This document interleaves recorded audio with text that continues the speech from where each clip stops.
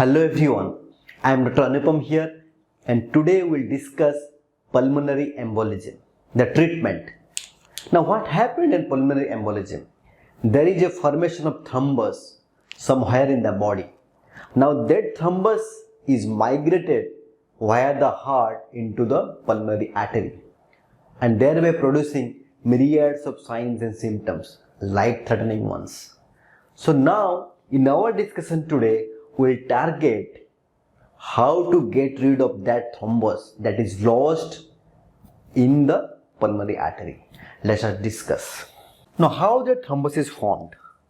So we have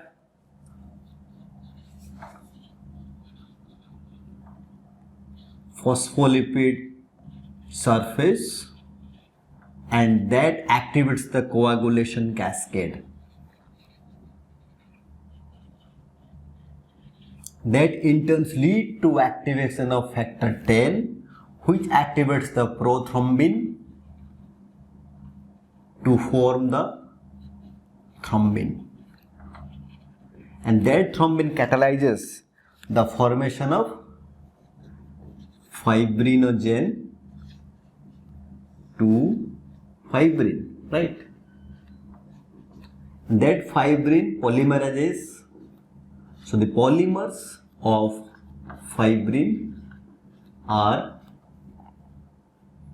thrombus or what we call as clot,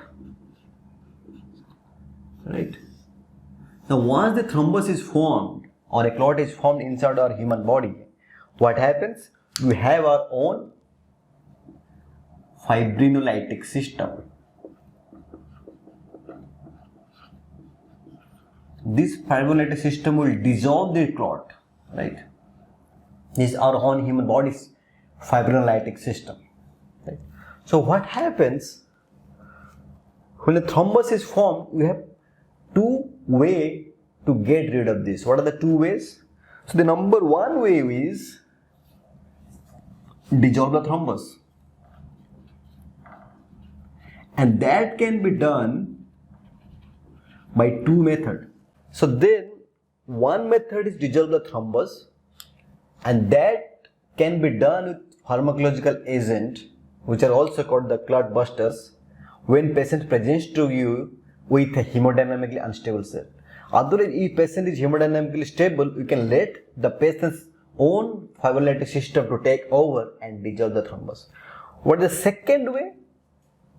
The second method is we have to prevent further formation of the thrombus or expansion of the thrombus. So by acting on this coagulation system. So this is the coagulation system. So we have to prevent this system so that further thrombus are not formed. So this is fibrin generation and fibrinolytic system. So we have two pathways at our disposal to target. So right. So second will be to target the coagulation system. We target the coagulation system by using what we called as anticoagulants, right? So these anticoagulants can be of two types. Number one is parenteral and another is oral. So what are the parenteral agents we use? Generally we use low molecular weight heparins. We use factor 10 inhibitor fondaparinux. So both. Then we use unfunctionated heparin, right? Then we use bivalirudin.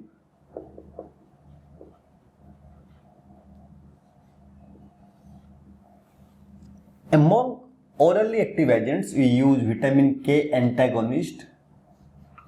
Then we use apixaban, rivaroxaban, and we use dabigatran.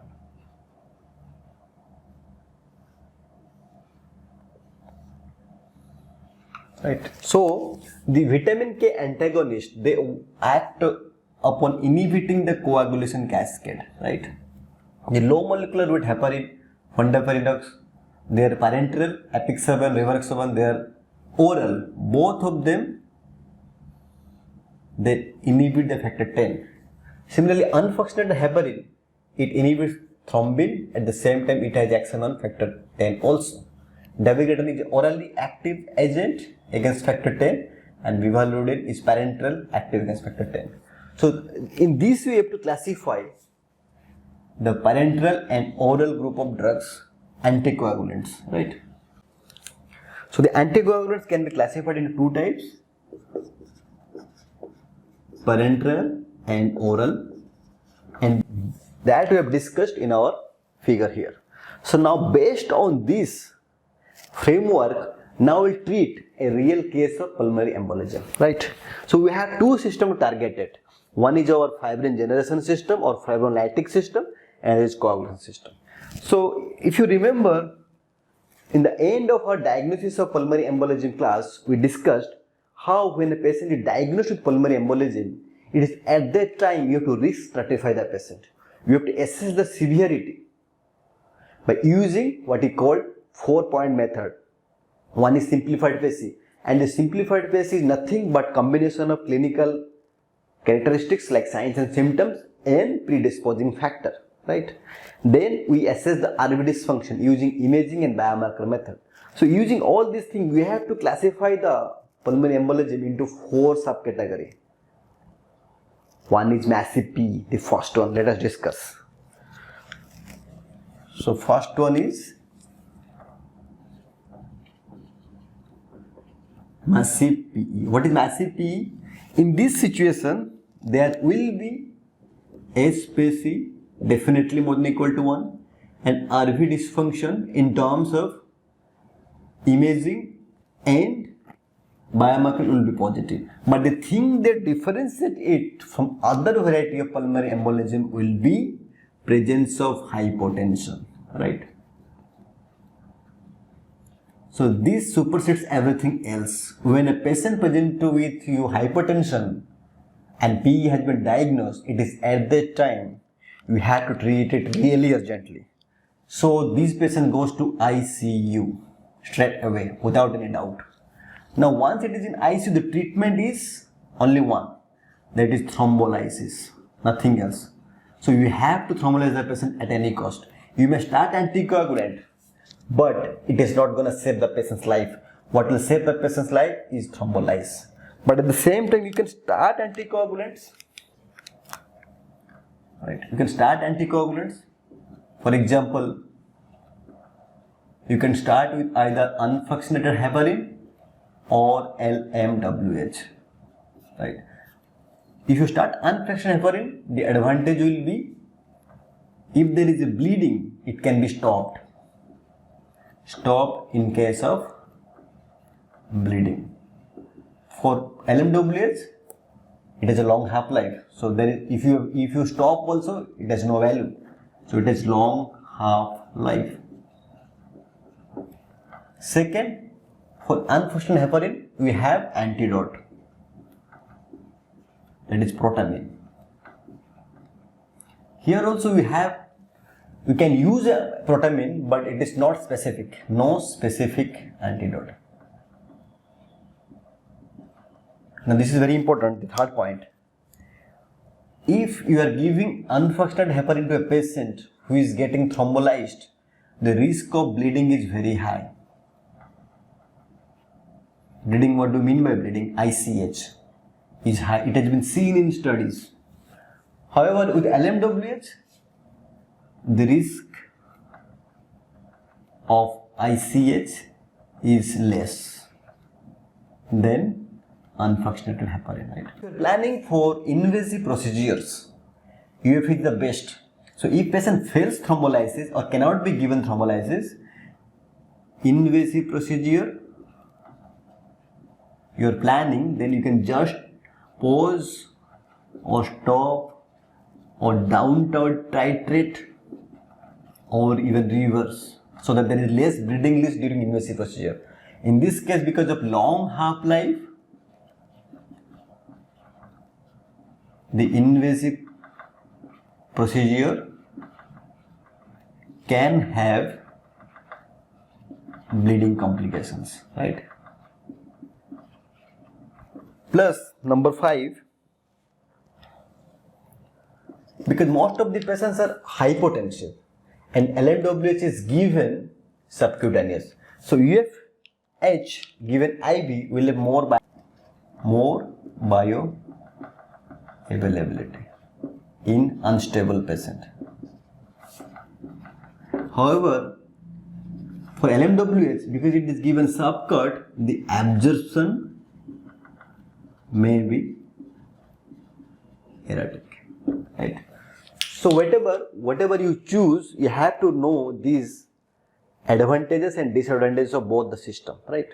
So if you have started a patient on UFH and you want to thrombolyze the patient, it's better to stop the UFH for some time and then let it wean up from the body, then you do thrombolysis. In that situation, we can reduce the risk of bleeding. Otherwise, if you start with LMWH, we can thrombolyze the patient without the complication of ICH, right? So thrombolysis. So we have to thrombolyze. This is the treatment. So how to thrombolysis? Using RTPA or Alteplase. It is 100 milligram over 2 hours. First 15 to 20 milligram can be given as bolus. That is over 15 to 20 minutes, right? This you have to do once you have checked for contraindications to thrombolysis, right? If there is no contraindication to thrombolysis, you give RTPA because this is the treatment for these patients, not the anticoagulants. So when to restart heparin? When the patient is improving, delay starting heparin, because there is definitive high risk of developing ICH when patient given heparin plus thrombolysis. If patient is not improving, this is the key word, not improving, then you start heparin but without a bolus, and you start only when the appetite is less than 1.5 to 2 times of normal. Number 4,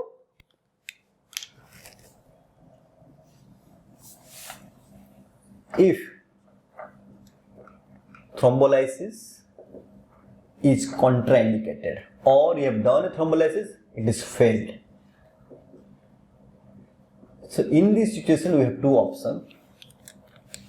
Number 1 will be surgical embolectomy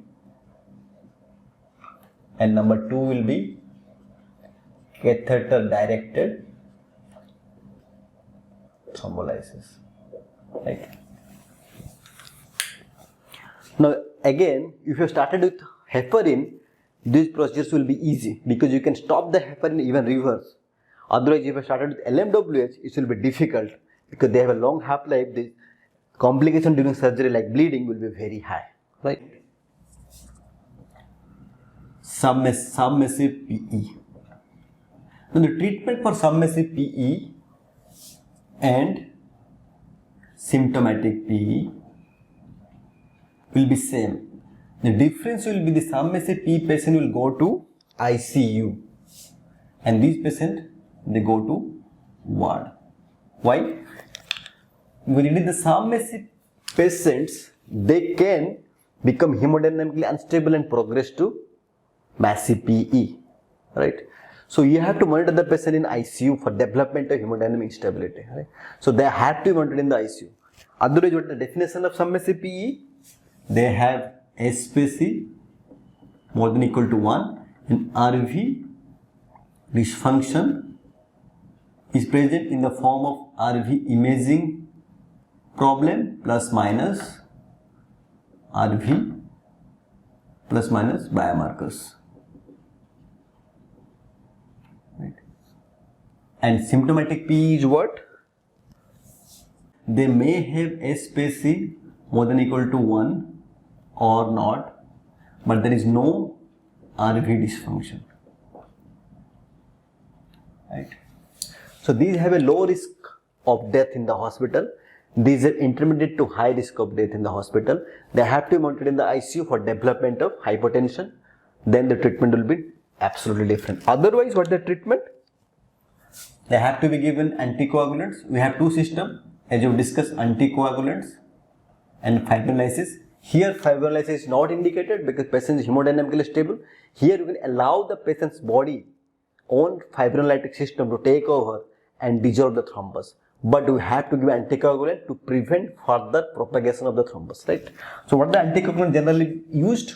We use LMWH, and we prefer LMWH more than unfractionated heparin. Why? Number 1 point, twice daily dosing, so no need of infusion.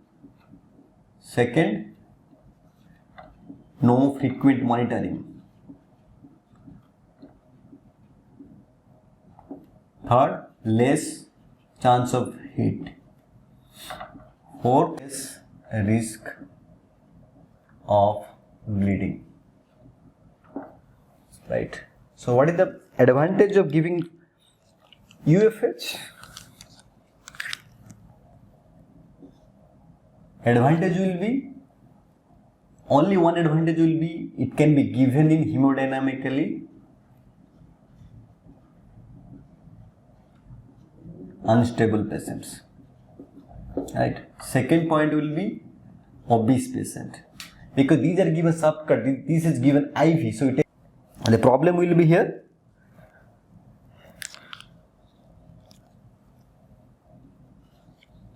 More bleeding risk can produce hit, and the problem will be if LMWH patients are planned for invasive procedures, that will be invasive procedures will be complicated because it is a long half-life, whereas UFH invasive procedure is relatively safe.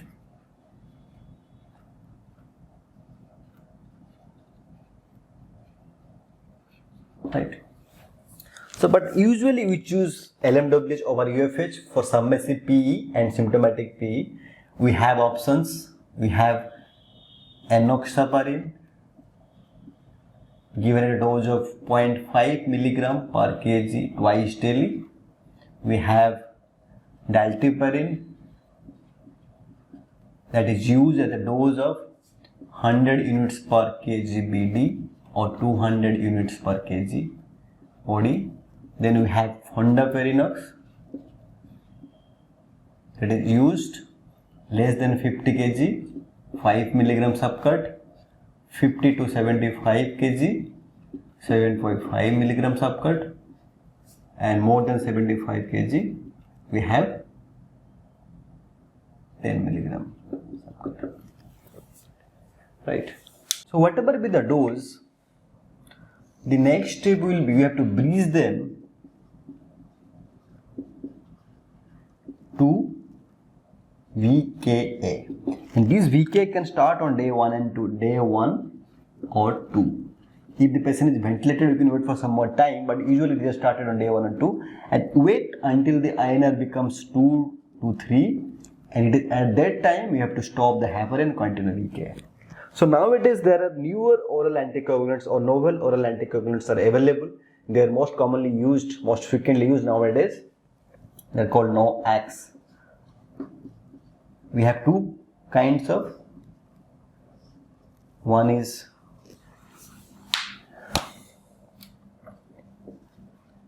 factor 2 inhibitor,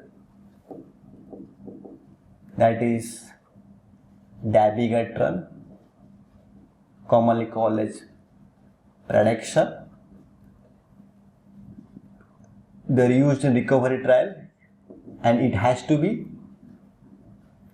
breeze with heparin 5 to 10 days, and the dose used is 150 milligram BD, and it is contraindicated in renal failure.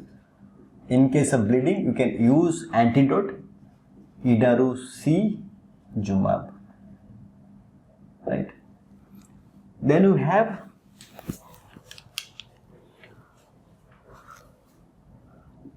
factor 10 inhibitor.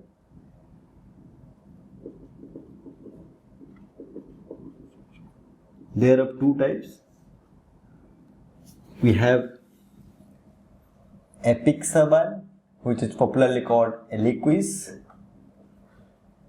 used in amplified trial with a dose of 10 mg BD into 7 days, then 5 mg BD to continue.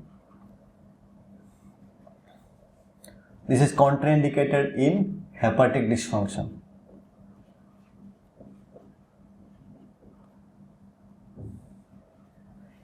And we have an antidote, that is Edexonate. Then we have rivaroxaban, it is otherwise called Xarelto. In the Einstein study it has been used. The dose will be 15 mg BD into 21 days, then 20 mg OD. Contraindicated in liver dysfunction.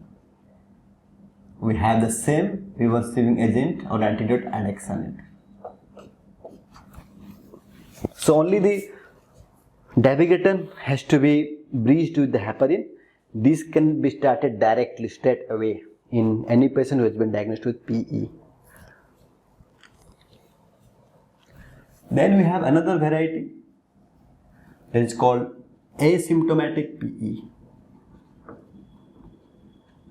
What do you mean by that?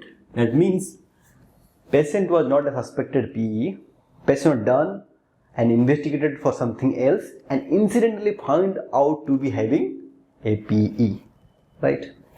For example, a patient who presented with a pain abdomen, done a CCT and you found out there is a thrombus in the pulmonary artery, right? You can find it.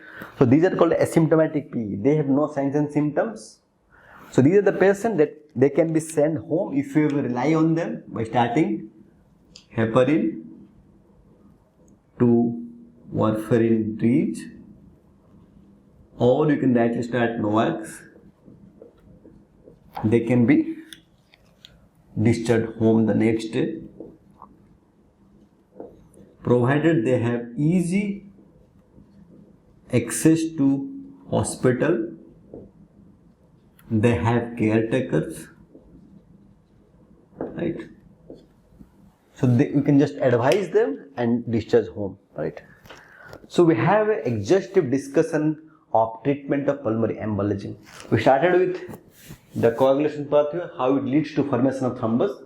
From this diagram we have two systems, one is coagulation system, one is a fibrinolytic system. We can target both of them. So we have to target the coagulation system anyway in all the patients, because you have to prevent the further formation of the thrombus.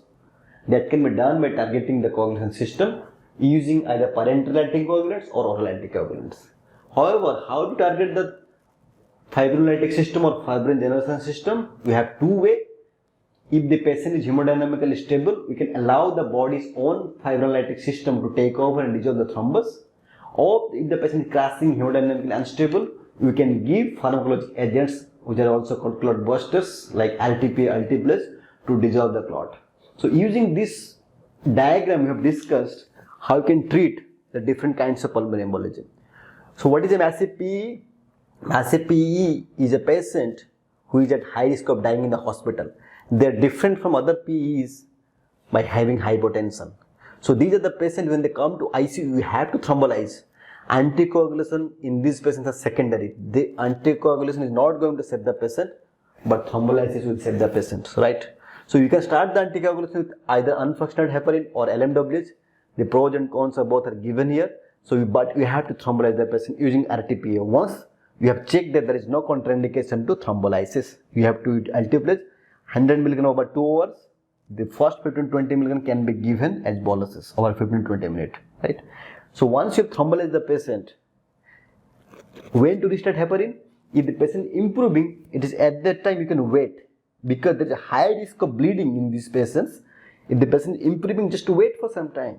However, if patient not improving, start heparin but without a bolus.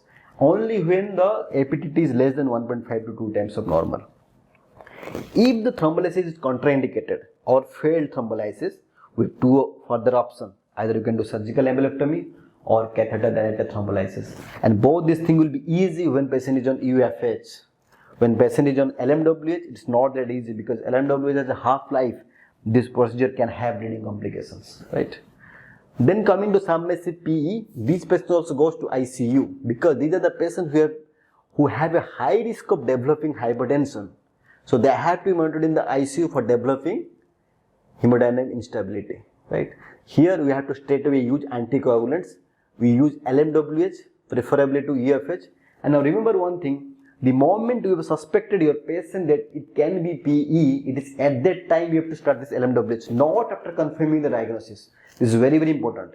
Not after confirming the diagnosis. The moment you think my patient can develop PE, is a suspected PE, you give the first dose of LMWH, not after confirming it, right? That will be too late.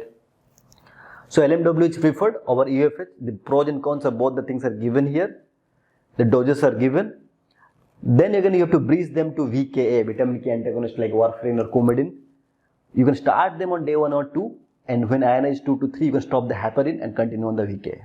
Nowadays there are few NOACs that are available in the market that can be used based on the different studies. We have either factor 2 inhibitor, which is dabigatran, and factor 10 inhibitor, which is apixaban or rivaroxaban. Dabigatran will require a bridge with the heparin, but apixaban and rivaroxaban can given be directly without any heparin. The doses has been mentioned, and dabigatran is contraindicated in renal failure, and both apixaban and rivaroxaban are relatively contraindicated in liver failure. They have antidote adalimumab for dabigatran. For apixaban and rivaroxaban, their antidotes are adenixanet. So this is the way how we approach the treatment to a pulmonary embolism. I know this is a very exhaustive lecture. You may have to listen it twice to have a grasp on it, but do that. Thank you very much.